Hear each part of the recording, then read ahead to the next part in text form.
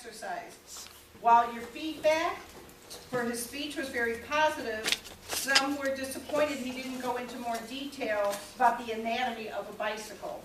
So tonight, Renato would like to present part 2 of the anatomy of a bicycle. Please welcome Renato.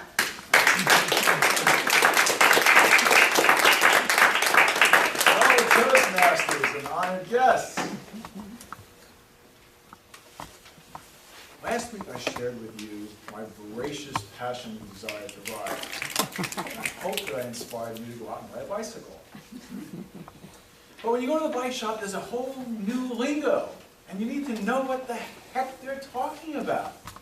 So tonight I wanted to spend more time on going over the components of the bike. Last week I spent a lot of time on what the bike is made out of, and what was the biggest factor in determining the price? Weight. Lightness.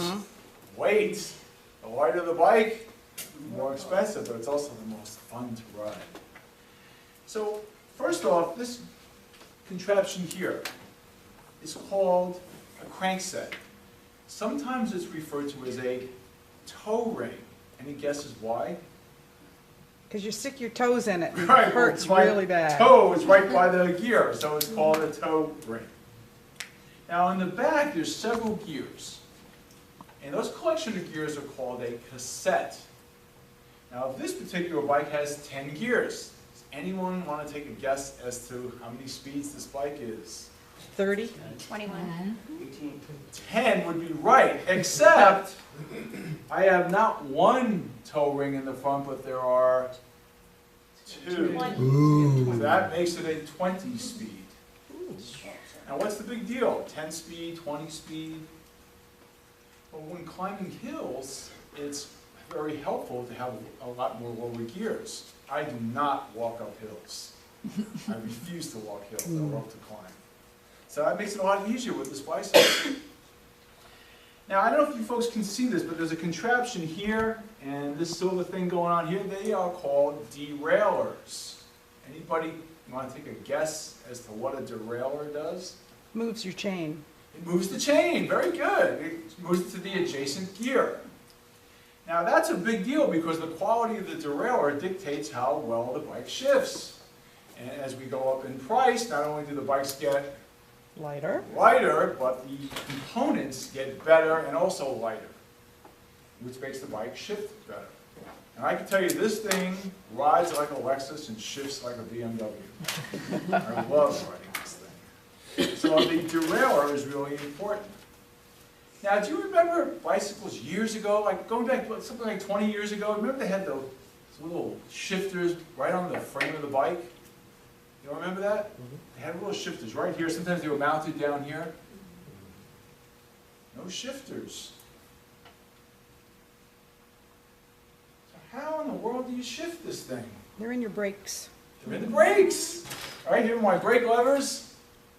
Well, if I want to change gears, I simply twist it, and the gear changes.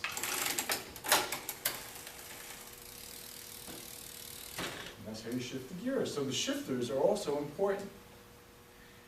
Now, there are a lot of different manufacturers for bike components. I don't have time to go over them all, but I want to go over the most popular one is Shimano. Shimano is a Japanese company, and they make 6 different lines of bicycle components. If you're thinking about buying a bike and you don't want to spend more than $500, let's say $300 to $500, you're going to be looking at Shimano, either Claris or Tiagra.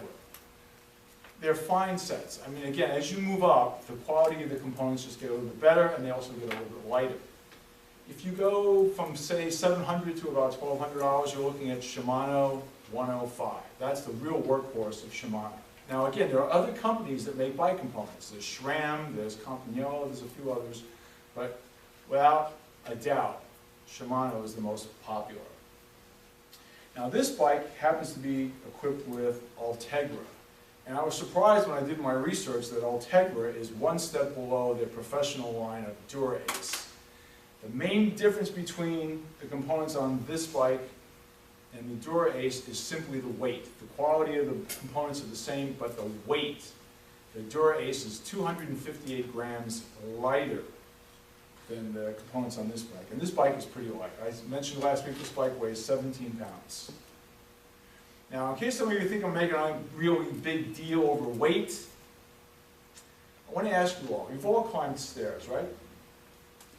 Yes. You all have, right? Yep. Yes. Good. Now, imagine putting a 50-pound weight on your back and then going up those stairs. What do you think? A little bit harder? Yeah. Just a little bit. It's a lot harder. And it's the same with a bicycle. If you buy that cheapy bike that weighs 50 pounds, it's going to weigh a ton. It's going to take a lot of energy to put it in motion. It's also going to take a lot of energy to keep it in motion. This bike is nice and light. It allows me to go further and faster, which gives me a great workout, and at the same time, I'm having a great time. Now, when you get to this level bike, you don't get pedals. I know, you spend all this money and you don't get pedals. You could put cheapy pedals on it, but this bike's got clip-on pedals. And the nice thing about clip-on pedals is that once you clip in, you become part of the bicycle. And it makes it even more fun to ride, because now you can ride fast. You can push more, you don't have to worry about your feet slipping off the pedals. And it just makes it more enjoyable. Now, all I have to do is put my foot here. I've got a little cleat in here. You see I clicked in. Oh, cool. Cool, right? Now when I want to get out, how do I get out? I simply twist my ankle and I pop right out of it. But being part of the bike, you're one, and it's just so much fun. So I hope that this helps educate you a bit in case you're thinking about buying a bicycle, and I really, sincerely hope that I've sparked a voracious desire for you to bike ride as much as I do. The Q&A.